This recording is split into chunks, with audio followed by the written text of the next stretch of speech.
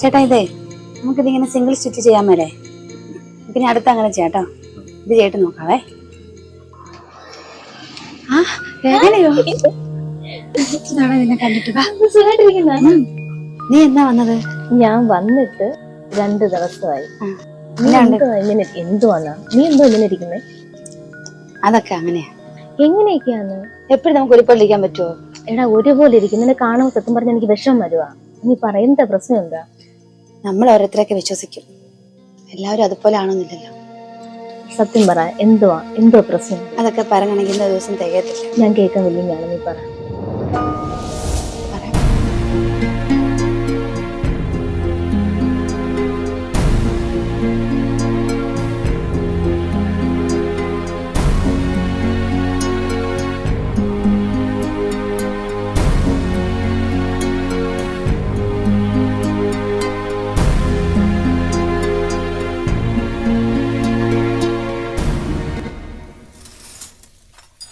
അമ്മേ,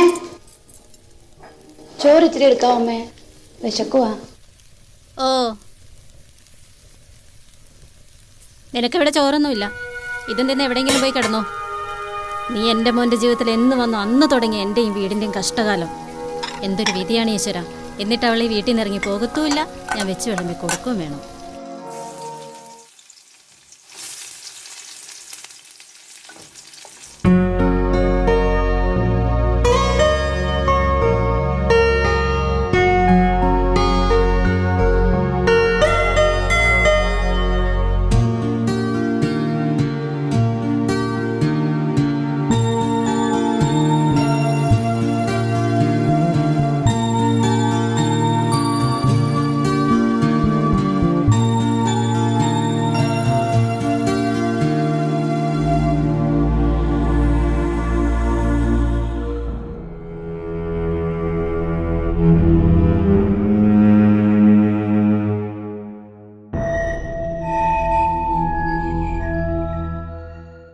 ഞാൻ എത്ര കാലം ഞാൻ നിന്നോട് പറയുന്നു, നീ എന്താ വ്യക്തമായൊരു മറുപടി പറയാത്തെ? വിനോദിനോട് ഞാൻ പറഞ്ഞല്ലേ, എനിക്കതിൽ താല്പര്യമില്ല.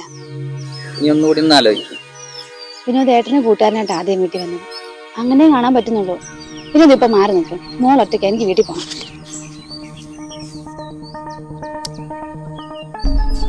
എന്താടാ നിന്റെ കാര്യങ്ങളൊക്കെ എവിടം വരെ? ഞാൻ ഒരാളെ പറഞ്ഞു വിട്ടിട്ടുണ്ട്, ഏകദേശം ശരിയാവും. നിന്റെ കാര്യങ്ങളൊക്കെ കഴിയുമ്പോ എന്നെയും കൂടി ഒന്ന് പരിഗണിക്കണം കേട്ടോ. ഒന്ന് മുട്ടിച്ചതാടാ എനിക്ക്.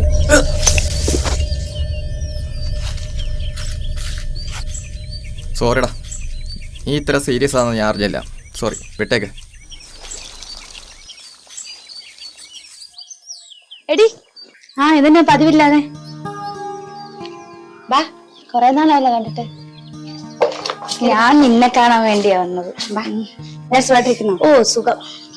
ഞാന് നിന്റെ അടുത്ത് അത്യാവശ്യമായിട്ടൊരു കാര്യം പറയാൻ വേണ്ടിയാ വന്നത്. നീ വിനോദിന്റെ കാര്യം എന്ത് തീരുമാനിച്ചു? അത് ഞാൻ ആലോചിക്കുന്നൊന്നുമില്ല. അങ്ങനെ പറഞ്ഞു ഞാൻ ഫോണ് വിളിച്ചല്ലോ നീ ഇതാ പറയുന്നേ. എന്തെങ്കിലും ഒരു മറുപടി. ഞാൻ അവൻ്റെ അടുത്ത് പറഞ്ഞിട്ടാണ് നിന്നെ കണ്ടെന്ന് സംസാരിച്ച് ഞാൻ എല്ലാം ഓക്കെ ആക്കി ഇട്ട് വരാമെന്ന് പറഞ്ഞു. നീ ഇതിനൊരു മറുപടി തന്നേ പറ്റും. ഇപ്പൊ ഞാൻ എന്റെ മോളെ കുറിച്ച് മാത്രമേ ചിന്തിക്കൂ. ആ കുഞ്ഞിനൊരു അച്ഛൻ വേണ്ടേ, നിനക്കും ഒരു ജീവിതം വേണ്ടേ? എന്നെ മനസ്സിലാക്കി ഒരാൾ വരുന്നത് നല്ലതല്ലേ? നീ ഇവിടെ ഇരിക്കും, ഞാൻ കുടിക്കാൻ എന്തിനാ എടുത്തിട്ട് വരാം. ഈ ഡ്രസ്സ് അപ്പടി ചുളുക്കാണല്ലോ, തേച്ചിട്ട് മടക്കിയാൽ മതിയായിരുന്നു. ഈ കുട്ടിയാണെങ്കിൽ എല്ലാം എവിടെ എടുത്തിടും.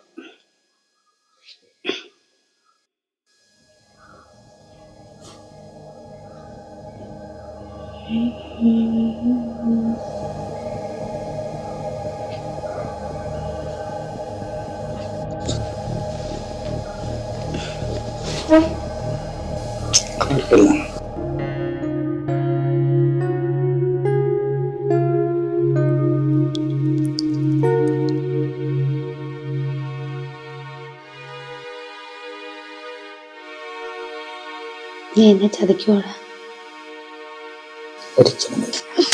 ഞാൻ ഇതെങ്കിലും നീ ചെയ്തില്ലെങ്കിലേ ഞാൻ അവളോട് ചെയ്യുന്ന ഏറ്റവും വലിയ ചതിയായി പോകും. നീ അവളെ ചാച്ചില്ലേ?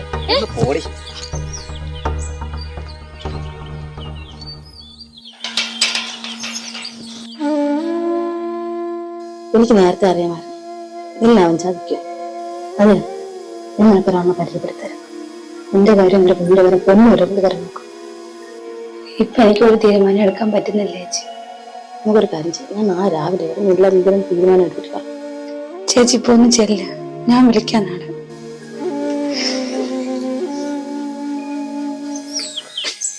ഹലോ, സാർ ഇന്നലെ എന്നോട് പറഞ്ഞ കാര്യമൊക്കെ ഓക്കെ ആയിട്ടുണ്ട് കേട്ടോ. ആളൊക്കെ നല്ല ആളാ, കുഴപ്പമൊന്നുമില്ല. നല്ല സാർ ഒറ്റ നാട്ടിലേക്ക് ഇഷ്ടപ്പെടും.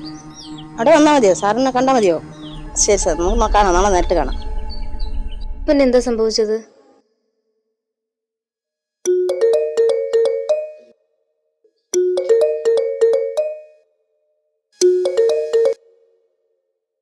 ഹലോ, ആ ഞാൻ മീരയാണ്.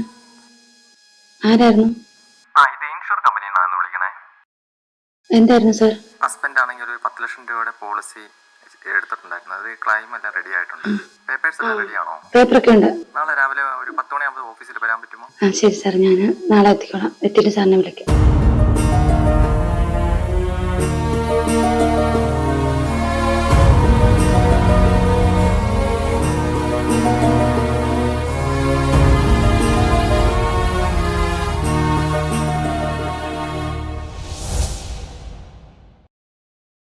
നീ ഇതുവരെ ഇറങ്ങിയില്ലായിരുന്നോ? ഞാൻ വരുന്നില്ല ചേച്ചി. എന്തുകൊണ്ട്? ഇന്നലെ പറഞ്ഞിട്ട് പോയ കാര്യങ്ങളല്ലേ ഇതൊക്കെ? അതൊന്നും ശരിയാവില്ല. എന്ത് ശരിയാവാത്ത കാര്യമൊന്നും? ചേച്ചിക്ക് അറിയാലോ, എനിക്കൊരു പെങ്കൊച്ചാവളെ. അതുകൊണ്ടാ പറയുന്നതെന്ന്. ചേച്ചി ഇപ്പൊ പോ, എനിക്കൊരു സ്ഥലം വരെ പോകാനുണ്ട്. ഇത് ഇന്നലെ പറഞ്ഞിട്ടായിരുന്നു നിനക്ക്. ഇന്നലെ പറഞ്ഞ ഞാൻ ഇന്നും ഇവിടെ വരക്കിട്ട് വരേണ്ട കാര്യമില്ലല്ലോ. ഇല്ലാത്ത കഷ്ടം. ഓക്കേടാ, ഞാൻ ഇറങ്ങി ഒരുപാട് നേരമല്ലേ വന്നിട്ട്. ഇത് ചെറിയൊരു ഗിഫ്റ്റ് ആണ്. ലൈഫിൽ എപ്പോഴെങ്കിലും ഒറ്റപ്പെട്ടു പോകുന്ന എന്തെങ്കിലും വിഷമമുണ്ടെങ്കിൽ എന്നെ വിളിച്ചറിയിക്കുക. നീ ഇത്രയും പ്രോബ്ലം ലൈഫിൽ ഉണ്ടായിട്ട് എന്നെ വിളിച്ചിട്ടില്ല.